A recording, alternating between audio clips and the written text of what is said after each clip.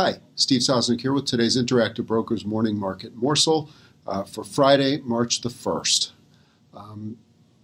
What we see today is a big fade off the opening levels that we saw. It was another one of those mornings where you wake up and you see the futures up 15, 16, and then they rally as soon as you get in. And you're sort of looking around for news. My colleagues and I were sort of looking at each other like, why are we up exactly?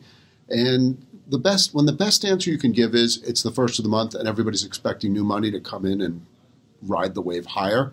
That's not necessarily the best rationale for buying a market. You want to have a reason for doing so, not basically that oh, I think other people are going to step in and bail me out.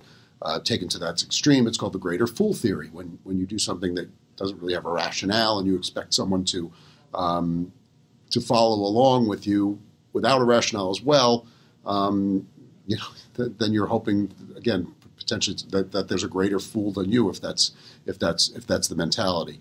Now there are plenty of reasons why one might wake up looking for a rally. First of the month usually is a time that's seasonally beneficial, but I think what you saw really was the futures catch a bid overnight, and you're still in this mindset of the market goes higher. So as soon as the futures catch a bid, everybody bids them up, and it's not going down.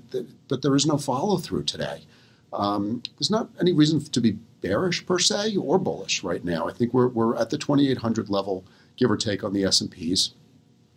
2,800, 2,815.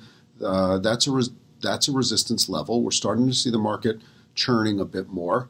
I don't want to necessarily say that we're forming a top. I would say right now that we're consolidating, but you are starting to see some of the moving averages cross over, roll over a little bit.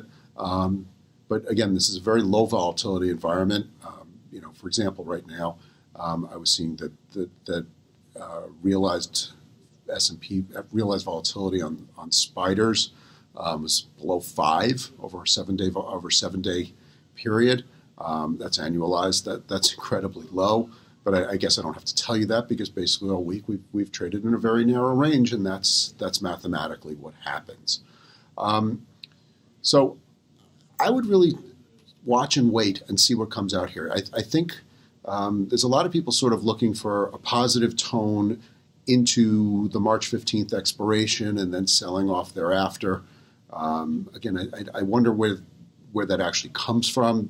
There's some seasonality to it. There are some studies that show that the market does come off, underperform, let's say after March 15th, let's say the March 15th period. You're going to get people start to say, oh, when do we sell in May, go away? Another thing is, this one just sticks in my head as a veteran of that period. We're off to the best start since 1987. Well, those of us who were trading then, I was a newbie on the desk at that point. Remember that really didn't end well. So I think that we were in the midst of a good rally. I love the fact that there are winners after earnings, as well as it being a one-sided trade. That's phenomenal. I think it's great that stocks can rally when good news comes out. That's a positive sign. But I start to wonder about valuation. I start to wonder about the speed of the move and whether we really just need a consolidation period and some movement around what has been a fairly formidable resistance level. Trade carefully. Have a great weekend. Bye.